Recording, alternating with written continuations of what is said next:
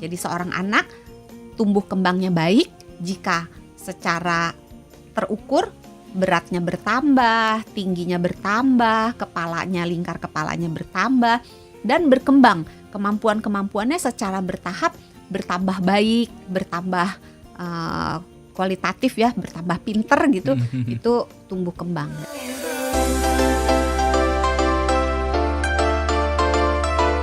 Masih di Health Corner bersama. Kok diem aja? Dokter Santi. Ih, lama-lama ini ya penyiarnya jahat. Suruh kenalan sendiri, suruh closing sendiri. Kalau mau nanya suruh ngapalin nomor. Jangan-jangan nih pendengar Sonora semuanya sahabat Sonora udah hafal kali. Taunya gitu. 0812 112 9200. Ih, barusan nyebutin itu kalau buat mau tanya kan. Iya, maksudnya udah pada hafal gitu. Udah cukup udah hafal. Dan juga topik yang dibahas di edisi malam ini adalah tumbuh kembang pada anak. Tapi mungkin juga sahabat Sonora selama ini ada yang menyamaratakan, oh kalau tumbuh berarti sama dengan berkembang gitu. Nah, tapi kalau pengertian kita bedah satu-satu deh dari tumbuh dan juga kembang. Ini gimana sih Dokter Santi? Nah, sebenarnya istilah ini sering dijadikan satu, padahal sebenarnya seperti Haria bilang ini berbeda ya. Jadi kalau bertumbuh itu sesuatu yang bisa diukur secara objektif dalam satuan yang terukur. Jadi misalnya nambah berat, nambah tinggi, lingkar kepalanya nambah besar gitu. Itu sesuatu yang disebut bertumbuh. Tetapi anak tidak hanya bertumbuh, dia juga harus berkembang. Kalau berkembang itu lebih ke kemampuan yang sulit diukur secara ukuran kuantitatif, tapi lebih ke kualitatif. Jadi misalnya secara motorik ada motorik halus, ada motorik kasar. Kalau motorik kasar yang anaknya tadinya cuma baring doang, bisa balik badan, bisa angkat kepala, bisa berdiri, bisa jalan, bisa lari, bisa lompat. Nah, itu motorik kasar. Kalau motorik halus, dia bisa menggambar, mewarnai, atau sekedar mungut. Misalnya ada kelereng jatuh, mungut gitu ya, itu motorik halus. Atau sensorik tuh kemampuan untuk meraba, mencium bau, melihat gitu ya. Jadi panca indera itu kemampuan sensorik. Bisa juga kemampuan berbahasa, kemampuan berkomunikasi. Berbahasa dan berkomunikasi berbeda ya. Jadi komunikasi lebih luas daripada berbahasa. Karena bahasa kan bisa bahasa Indonesia, bahasa Inggris, bahasa isyarat, bahasa kalbu, bahasa hati. Bahasa hati. Aduh. Lanjut. Belum hari Sabtu ya. Kenapa kalau Sabtu? Kan malam Minggu bahasa hati. Saya kan single, jadi setiap hari malam hari ya. Oh iya. Setiap hari jomblo. Ayo sahabat Sonora, monggo kalau mau 0812 112 9200. Hubungi Haria Di Sonora. Di Sonora. Kok jadi promosi Haria sih? Lanjut. Tadi sampai mana? Lupa. Bahasa. Oh, bahasa. Ya, kalau berkomunikasi lebih luas, bisa aja dia tidak mengatakan apa-apa, tapi dia ngangguk misalnya gitu. Dia mengerti perintah, itu merupakan perkembangan dari kemampuan berkomunikasi. Ada juga kemampuan bersosialisasi, kemampuan menangani emosi-emosi yang ada di dalam dirinya, dan itu semua termasuk perkembangan. Jadi seorang anak tumbuh kembangnya baik jika secara terukur beratnya bertambah, tingginya bertambah, lingkar kepalanya bertambah, dan berkembang.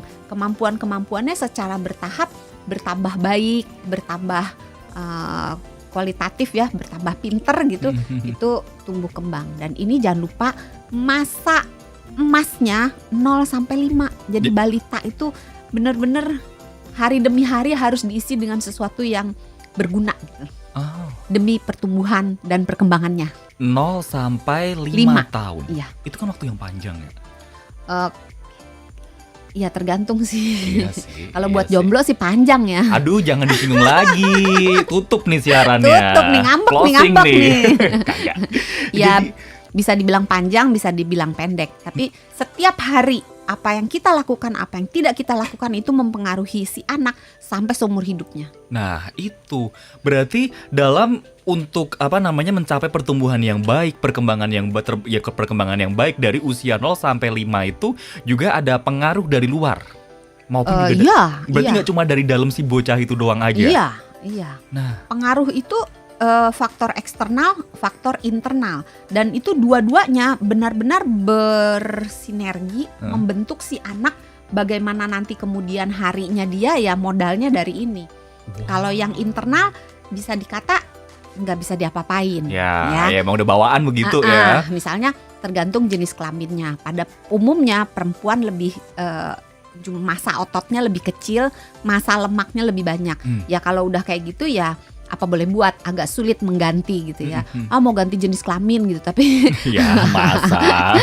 Ya jadi faktor-faktor internal seperti tadi jenis kelamin, ras, umur, gen itu nggak bisa diapa-apain, udah terberi. Ya udah.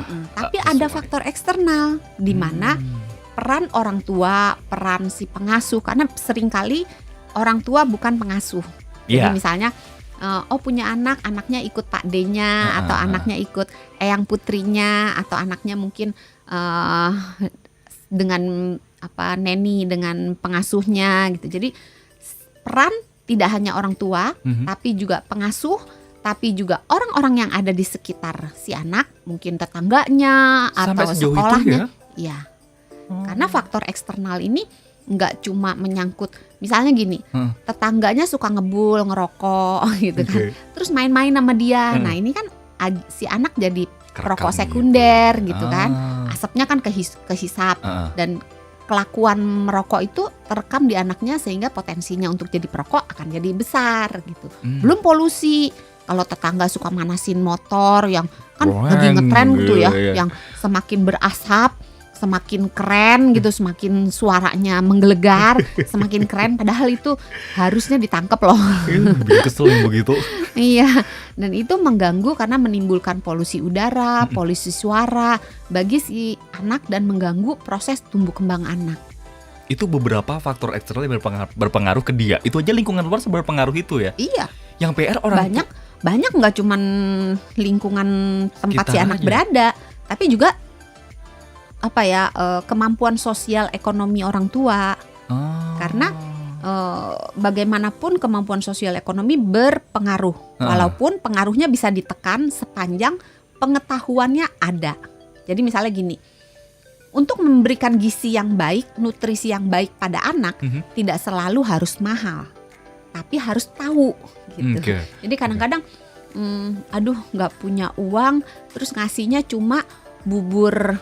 Misalnya pada anak kecil ya, ngasihnya cuma bubur ayam dengan ayam sedikit sekali, suiran kecil-kecil gitu, sama kecap asin gitu. Itu gizinya lebih rendah daripada masak sendiri buburnya, terus ditambahkan tahu atau ditambahkan tempe, ditambahkan sayur gitu. Daripada ayamnya secuil dengan harga yang lebih murah, atau kalau ada uang lebih mungkin bisa beli telur gitu ya. Itu gizi yang didapat si anak akan jauh lebih besar karena proteinnya masuknya lebih banyak, seratnya masuknya lebih banyak gitu. Hanya dibutuhkan pengetahuan untuk melakukan itu gitu. Jadi tadi udah ya, lingkungan si anak berada, terus sosial ekonominya orang tua, terus stimulasi yang didapat. Contohnya? Stimulasi tuh gini, kita punya 5 panca indera.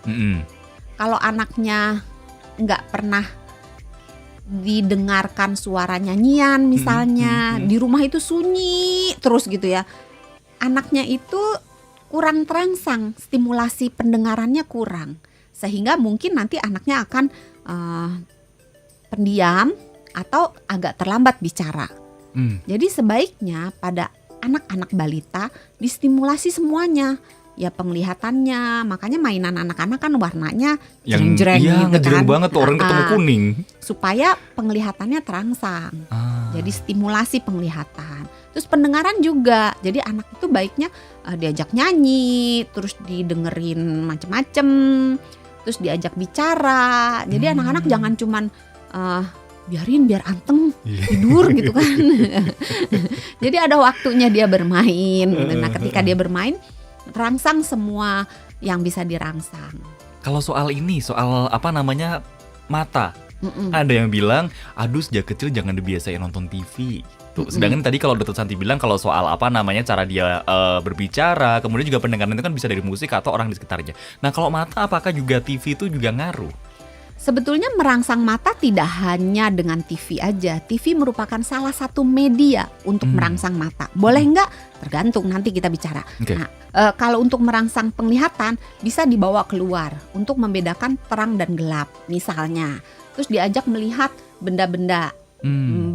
Anak-anak itu betul-betul nol ya. Jadi bahkan dia nggak tahu yang namanya ayam. Itu bentuknya kayak gitu, bunyinya kayak gitu, bertelur dan sebagainya. Jadi dia benar-benar nggak ngerti apa-apa gitu. Jadi ketika kita memaparkan dia terhadap segala sesuatu yang ada di lingkungan, dia belajar dengan melihat, meraba, mendengar, mencium baunya.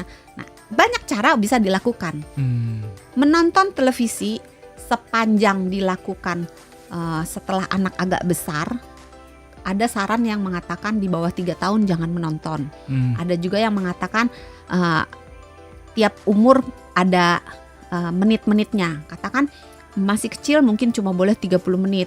Nanti agak naik 1 jam, naik lagi 2 jam gitu. Ada batas waktunya. Tetapi yang perlu digarisbawahi adalah televisi itu satu arah. Sehingga kemampuan anak itu nanti hanya satu arah. Pasif berarti. Pasif. Kedua, ada yang namanya iklan. Mau nonton YouTube, mau nonton televisi, itu hampir selalu ada iklannya. Iklan ini menurut salah satu penelitian yang pernah saya baca, itu membuat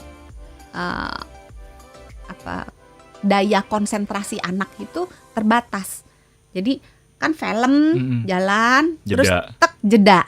Maka kemudian hari karena si anak otaknya sudah terpola, sekian lama dia jeda, sekian lama dia jeda, maka otak akan terbiasa untuk melakukan jeda. Jadi kalau lain kali misalnya disuruh sekolah gitu, dia dengerin gurunya ya sepanjang kurang jedanya lebih tadi. Kalau misalnya di televisi mungkin jedanya 5 menit terus iklan, ya dia dengerin gurunya 5 menit terus dia agak ngeblank dikit gitu. Oke. Tapi ini penelitiannya masih kecil. Apakah benar atau tidak? Mungkin dibutuhkan penelitian yang lebih besar skalanya untuk bisa menjawab ini.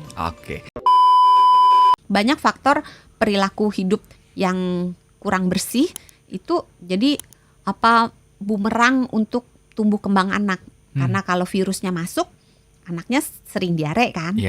Nah kalau diare, daya tahan tubuhnya turun, nutrisinya juga turun. Karena baru nambah berat 0,5 kilo udah diare.